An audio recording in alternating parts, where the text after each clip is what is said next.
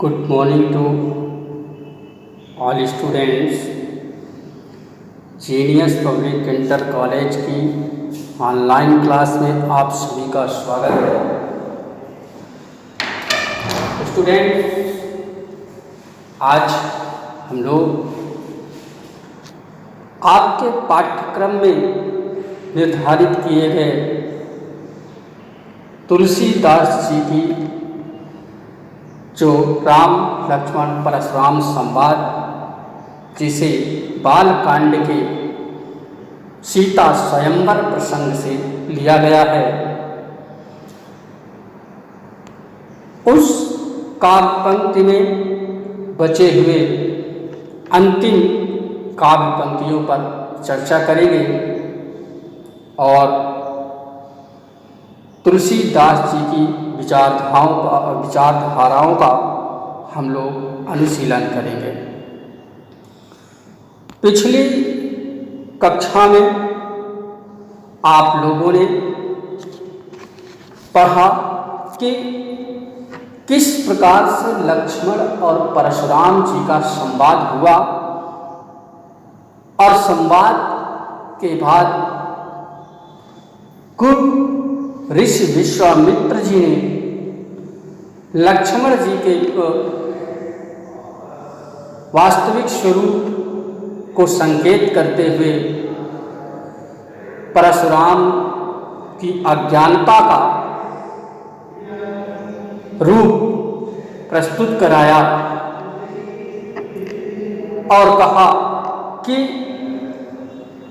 परशुराम क्रोध के वशीभूत होकर के अपने बुद्धि विवेक को खो बैठे हैं, जिसके कारण लक्ष्मण जी के वास्तविक स्वरूप को नहीं पहचान पा रहे हैं।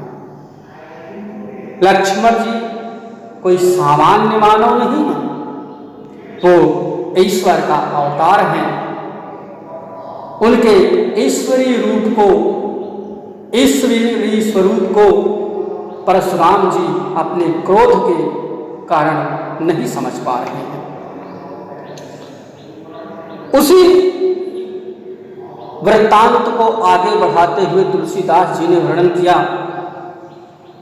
कि जब लक्ष्मण ने परशुराम जी के कठोर वचनों को सुना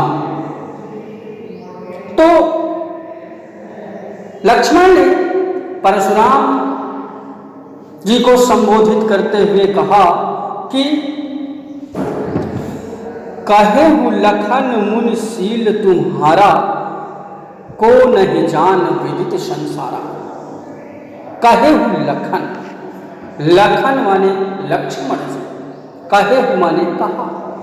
लक्ष्मण जी ने परशुराम को संबोधित करते हुए कहा कि मुनि, हे ऋषि श्रेष्ठ, हे ऋषिवर, आपके, है ना, कहा हे मुनि श्रेष्ठ, संबोधन कारक है।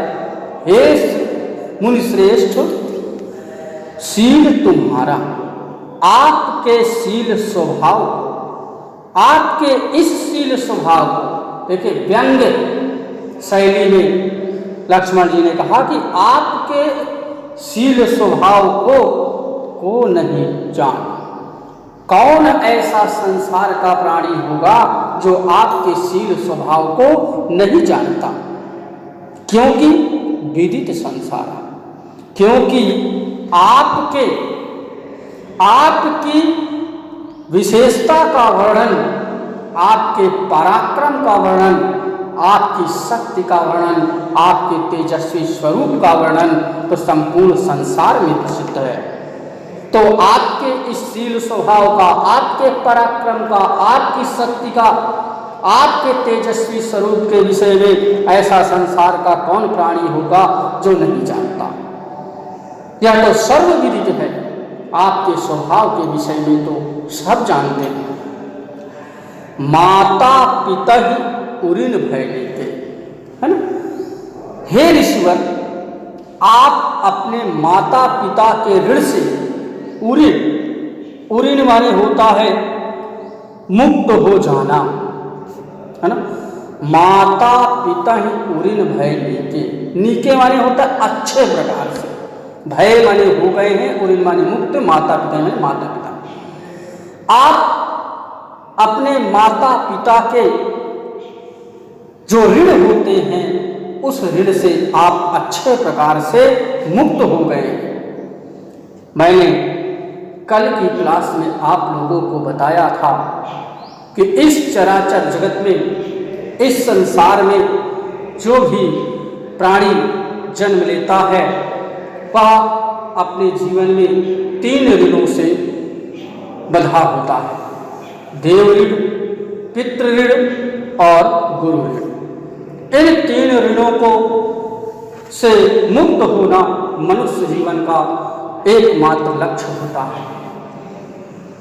बिना इन तीनों ऋणों से मुक्त हुए मनुष्य का जीवन सार्थक नहीं हो सकता, ऐसा भारतीय दर्शन मानती है। तो कह रहे हैं कि आप अपने माता पिता के ऋण से अच्छे प्रकार से मुक्त हो गए हैं। गुरु ऋण, गुरु के ऋण है ना, अब गुरु का ऋण शेष बचा रह गया है। अब आपके जीवन में गुरु का जो ऋण होता है वह शेष रह गया है। सोच बड़ जी के, जिसकी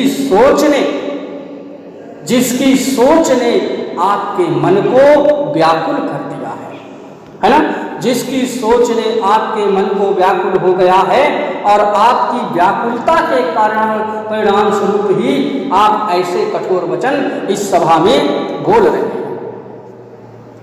इसके बाद लक्ष्मण ने कहा, सो जनु हमरे ही माथे काढ़ा, दिन चल गए ब्याज पर, है ना। और वह ऋण को मुक्त कराने का जो साधन है, ऐसा लगता है कि वह हमारे माथे ही काढ़ा गया है, अर्थात वह ऐसा लगता है कि हमारे द्वारा ही आपका यह ऋण पूरा होगा। दिन चल गए, बहुत अधिक दिन बीत जाने के कारण, है ना, आपका जीवन आगे इतना बढ़ चुका है कि अत्यधिक दिन हो जाने के कारण हमारे ऊपर ब्याज भी बहुत बड़ा हो गया है ना। चूंकि लक्ष्मण ने संबोधित करते हुए कहा कि ऐसा लगता है कि वह ऋण हमारे द्वारा ही पूर्ण किया जाना है, उस ऋण से मुक्त कराने का कर्तव्य हमारे माथे पर है और हमारे ऊपर है, जिसके कारण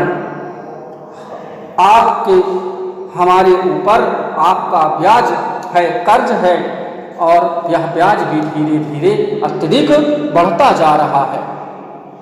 इसके बाद उन्होंने कहा, अब आनी व्यवहारीय बोली तुरंत देव मैं थैली खोल।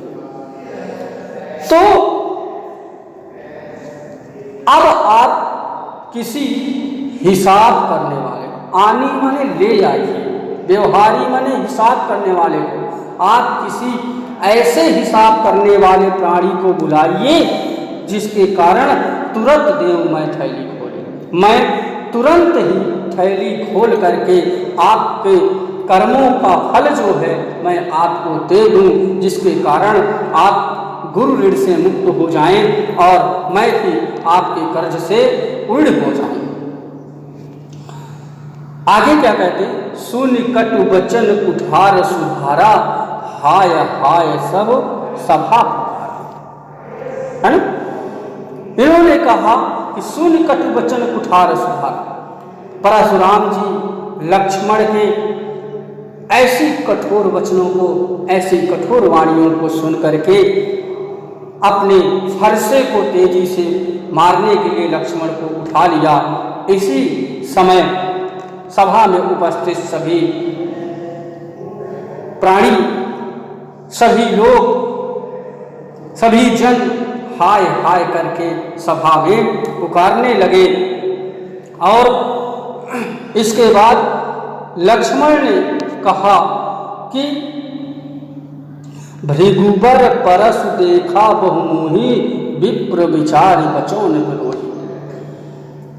हे भृगुबर, हे भृगु श्रेष्ठ, परस देखा बहु, आप मुझे बार बार अपने फरसे को दिखा करके डरा रहे हैं, बार बार मुझे अपने फरसे को दिखा रहे हैं, पर विप्र विचार बचौन विदोही, हे राजाओं के शत्रु, हे राजाओं के द्रोही, मैं आपको विप्र विचार, है ना, विप्र माने होता है ब्राह्मण, विप्र विचार, ब्राह्मण समझ करके मैं आपको बार बार बचा रहा हूं। मिले न कबहूं सुभट रन गाढ़े, तुझ देवता खरन के बाड़े। कह रहे हैं कि हे ऋषि श्रेष्ठ, आपको कभी युद्ध भूमि में बलवान वीर योद्धा नहीं मिले जो आप इस सभा में इतना क्रोध दिखा रहे हैं। द्विज देवता घरे के बारे, हे ब्राह्मण देवता, आप अपने घर में ही बड़े होंगे, है ना। कह रहे हैं कि आप अपने घर में ही बड़े होंगे, अनुचित कर सब लोग पुकारे, है ना। आप घर में भी योद्धा होंगे। ऐसी राम लक्ष्मण और परशुराम के संवाद को सुन करके सभा में उपस्थित जितने भी जन थे, जितने भी लोग थे, वे यह अनुचित है ऐसा कहकर पुकारने लगे। अनुचित कहा है ना, अनुचित कह सब लोग पुकारे, रघुपति शयन है लखन तुम्हारे, है ना। उसी समय श्री राम जी ने आंखों के इशारे से, रघुपति शयन है लखन तुम्हारे, श्री राम प्रभु ने अपने आंखों के इशारे से लक्ष्मण जी को रोक दिया कि हे लक्ष्मण, अब तुम शांत हो जाओ। वाणी ना बोल करके आंखों के इशारे से लक्ष्मण जी को शांत रहने के लिए संकेतित किया। अंत में लिखते हैं तुलसीदास जी कि लखन उतर आहुति, सरिस भिगुबर कोप कृषान, बढ़त देख जल सम वचन, बोले रघुकुल भान।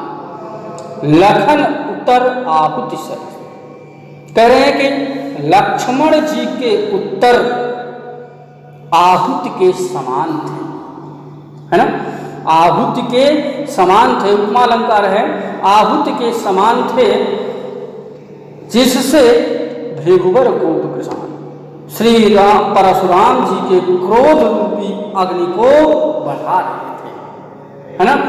जैसे लक्ष्मण के कठोर वचन जो है वो परशुराम जी के क्रोध को और भी बढ़ा रहे थे, ऐसी स्थिति में बढ़त देख जल सम वचन, है ना।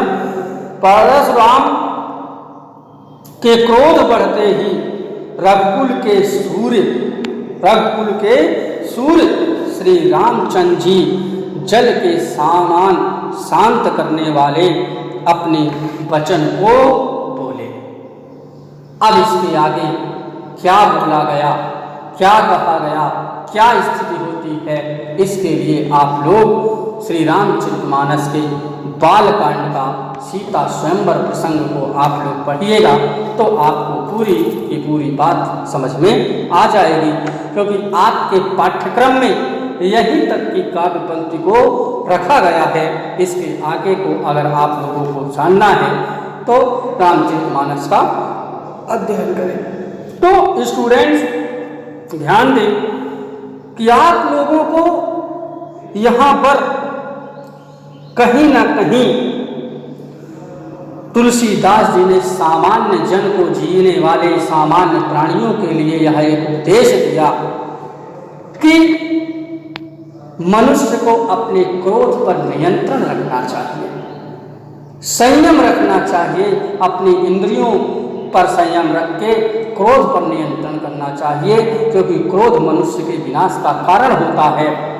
क्रोध मनुष्य के बुद्धि विवेक को नष्ट कर देता है, जिसके परिणामस्वरूप वह अनुचित कार्य ही करता है, क्योंकि वह उचित अनुचित कार्यों में विश्लेषण नहीं कर पाता है। और यह भी कहीं न कहीं अपने इनकार पंथ के माध्यम से दर्शाने का प्रयास किया कि आपके सामान्य जीवन में आपके समक्ष अगर कोई व्यक्ति क्रोधित होता है तो उसको अपने शील स्वभाव और बड़े मधुर वाणियों के वक्तव्य को बोल करके उसके क्रोध को शांत करना चाहिए, ना कि क्रोध के बदले क्रोध करके उसको शांत करने का प्रयास करना चाहिए, क्योंकि क्रोध से कभी क्रोध को जीता नहीं जा सकता है, क्रोध को अक्रोध से ही जीता जा सकता है। इसमें आप लोग ध्यान देंगे कि उत्प्रेक्षा, पुनरुक्ति प्रकाश, रूपक और अनुप्रास अलंकार का स्वरूप आप लोगों को इसमें दिखाई देगा। बाकी प्रश्नोत्तर पर चर्चा हम आप लोगों की नेक्स्ट क्लास में करेंगे और PDF भी आप लोगों के स्टूडेंट्स पोर्टल पर सेंड करवा दी जाएगी और व्हाट्सएप ग्रुप में भी सेंड करवा दी जाएगी, जिससे आप लोग परीक्षा की दृष्टि से इम्पोर्टेंट प्रश्नों का हल कर सकें। तो आज की क्लास यहीं तक। Best of luck, have a nice day.